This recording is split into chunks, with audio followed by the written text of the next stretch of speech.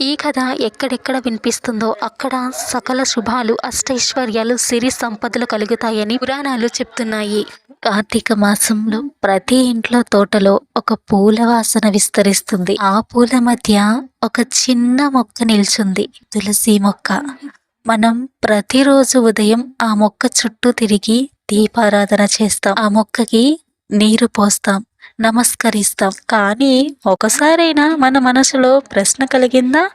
ఈ తులసి మొక్క ఎందుకు అంత పవిత్రం? ఈ తులసి మొక్కకి ఎందుకు వివాహం చేస్తారు? తులసి వివాహం వెనుక ఉన్న కథ ఏమిటి అని ఈరోజు మనం తెలుసుకుందాం. తులసి వివాహం వెనుక ఉన్న ఒక అద్భుతమైన పురాణం. ఇది ప్రేమ మాత్రమే కాదు, ఇది భక్తి, త్యాగం, మోక్షం యొక్క ప్రయాణం. వీడియో స్టార్ట్ చేసే ముందు మీ అందరికీ ఒక చిన్న రిక్వెస్ట్ అండి. ఈ వీడియో మొత్తం చూసిన తర్వాత ఈ వీడియో మీకు నచ్చితే, నేను ఈ కథ చెప్పే విధానం మీకు నచ్చినట్లయితే వీడియోని తప్పకుండా లైక్ చేయండి. మీకు మరిన్ని భక్తి కథలు, ఏ భక్తి కథలు కావాలనేది కామెంట్ చేయండి.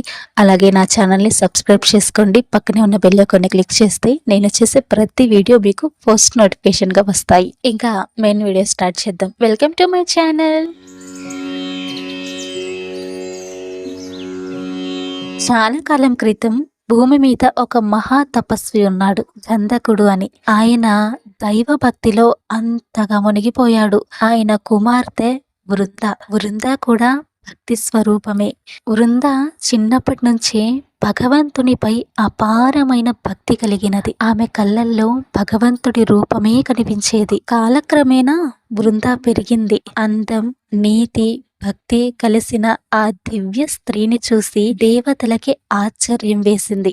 ఆమెను చూసినప్పుడు సువాసన గాలిలో తేలిపోయేది. పూలు తామే తల వంచేవి. అంతటి సుందరమైన సౌందర్య స్వరూపం బృంద స్వరూపం. కానీ ఒకరోజు ఆమె జీవితంలోకి ప్రవేశించాడు ఒక మహాబలవంతుడు, శంఖచూడు అనే రాక్షసుడు. శంఖచూడు విశ్రవుడు వంశంలో పుట్టిన మహాబలవంతుడు.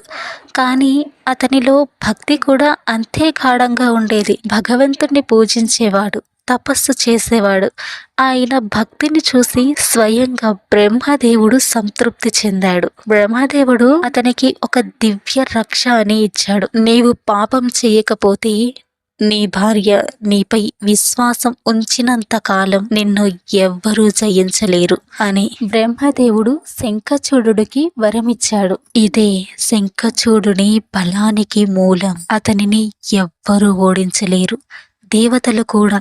ఆ తరువాత శంఖచూడు బృందాన్ని పెళ్లి చేసుకున్నాడు. ఆ ఇద్దరి భక్తి, విశ్వాసం, ప్రేమ ఆకాశంలో కూడా ప్రతిధ్వనించేది. బృంద భర్తకు అంకితమైన స్త్రీ. ఆమె భక్తి అంత పవిత్రం కాబట్టి ఆమె సమీపంలో ఉన్న వారికి పాపం తగదట. శంఖచూడు మహాభక్తుడు అయినా అతని బలం కారణంగా దేవతలు భయపడ్డారు. ఇతను దైవశత్రువు కాదు, కానీ అతని బలం వల్ల లోక వ్యవస్థ మారిపోతుంది అని బ్రహ్మ, ఇంద్రుడు, శివుడు ఆలోచించారు. అందుకే దేవతలు శ్రీ మహావిష్ణువును ఆశ్రయించారు. ప్రభు, వృంద పవిత్రత్వం వల్ల శంఖచూడు అజేయుడు అయ్యాడు. అతన్ని ఓడించలేకపోతున్నాం. విష్ణువు చిరునవ్వు నవ్వాడు. భక్తిని రక్షించాలి, కానీ సత్యాన్ని కూడా నిలబెట్టాలి అని అన్నాడు. విష్ణుమూర్తి వేషం మార్చిన సందర్భం ఇదే.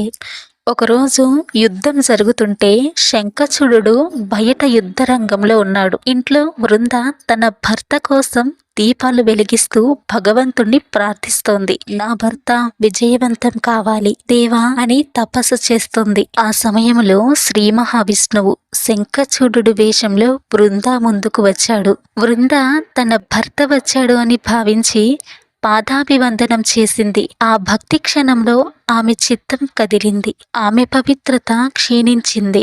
అదే క్షణంలో యుద్ధరంగంలో శంఖచూడు తన బలం కోల్పోయాడు. అతని సంహారం జరిగింది. వృంద అన్నీ తెలుసుకుంది. తనకు ఎదురుగా ఉన్నది శ్రీ మహావిష్ణువే అని గ్రహించింది. నువ్వు ధర్మాన్ని కాపాడడానికి ఇదే మార్గం ఎంచుకున్నావు, కానీ నా పావిత్ర్యాన్ని నాశనం చేశావు అని వృంద కన్నీటి దారులతో అన్నది. కోపంతో, బాధతో, దుఃఖంతో ఆమె విష్ణువుకు శాపమిచ్చింది. నీవు కూడా ఒక స్త్రీ కారణంగా వేరుపడతావు. నీవు కూడా ఒక రోజు మానవ రూపంలో జన్మించి బాధ అనుభవిస్తావు అని వృంద విష్ణువుకు శాపమిచ్చింది. విష్ణువు తలవంచి మృదువుగా అన్నాడు, వృంద, నన్ను క్షమించు. నీవు ధర్మపరురాలు, పవిత్రత, భక్తి రూపం. కానీ నీ భర్త దైవ నియమం తప్పించి లోక సమతుల్యాన్ని దెబ్బతీశాడు. నేను దాన్ని సరిచేయాల్సి వచ్చింది. నేను నీపై మోసం చేయడానికి రాలేదు. నీ భక్తి శక్తి భూమికి ఉదాహరణ కావాలనే రాకైతి అని విష్ణువు చెప్పాడు. బృంద కన్నీటి కళ్ళతో విష్ణువును చూసింది. నా భర్తని పరీక్షించిన నీవు పరమాత్మవే, కానీ నేను స్త్రీగా, భార్యగా నా పతివ్రత ధర్మం నాశనమైందని భావిస్తున్నాను. నా హృదయం ఈ బాధను భరించలేను అంటూ బృంద అన్నది. విష్ణుమూర్తి, బృంద, నీ పవిత్రతకు ప్రపంచం నమస్కరిస్తుంది. నీవు తులసి రూపంలో భూమిపై పుట్టి ఎప్పటికీ నా పూజలో భాగమవుతావు. నేను నీతో వివాహం చేసుకుంటాను. నీ తపస్సుకు ఇది నా ప్రతిఫలం. నా పూజలు తులసి లేకుండా నేను పూజింపబడను. నీ పేరు నిత్యంగా నా పేరుతో కలుస్తుంది. తులసి మాధవ, తులసి కేశవ అని ప్రపంచం నిన్ను స్మరిస్తుంది. వృంద చిరునవ్వు నవ్వింది. ప్రభు, నేను ఇప్పుడు అర్థం చేసుకున్నాను. ఇది మోసం కాదు, ఇది మోక్షం. వృంద తులసి మొక్కగా మారింది. విష్ణువు ఇలా అన్నాడు, వృంద, నీ రూపం తులసిగా నిత్యము భూమిపై ఉంటుంది. నా పూజ తులసి లేకుండా పూర్తి కాదు. నేను నిన్ను నా ప్రియురాలిగా, నా సహధర్మినిగా గుర్తిస్తాను. ఇదే వృంద, ఇదే తులసి.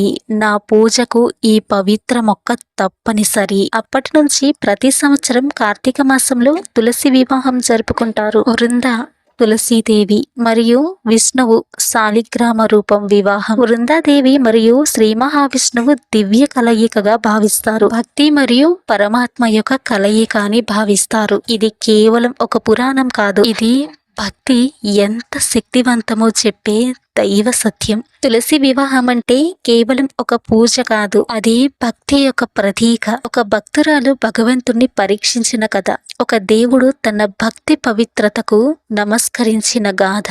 తులసి వివాహం చేసే ఇవన్నీ కూడా ఆ దివ్య కలయికను జ్ఞాపకం చేసుకోవడమే. అందుకే అంటారు, తులసి పూజ చేసేవాడు పుణ్యవంతుడు, తులసి వివాహం చేసినవాడు మోక్షవంతుడు అని. మరి ఈ కథ విన్నారు కదా, ఈ కథ మీకు ఎలా అనిపించింది? ఈ కథ మీకు నచ్చిందా?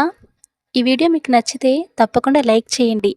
ఈ కథ నేను ఎలా వివరించాను అనేది కామెంట్ చేయడం మాత్రం మర్చిపోవద్దు. అందరూ ఈ వీడియోని అందరికీ షేర్ చేయండి. అలాగే నా ఛానల్ని సబ్స్క్రైబ్ చేసుకోండి. పక్కనే ఉన్న బెల్ ఐకాన్ని క్లిక్ చేయండి. నేను చేసే ప్రతి వీడియో మీకు నోటిఫికేషన్గా వస్తాయి. ధన్యవాదాలు. Thank you for watching. ఆగండి, వీడియోని లైక్ చేయడం మర్చిపోకండి. మరిన్ని కథల కోసం నా ఛానల్ని సబ్స్క్రైబ్ చేసుకోండి.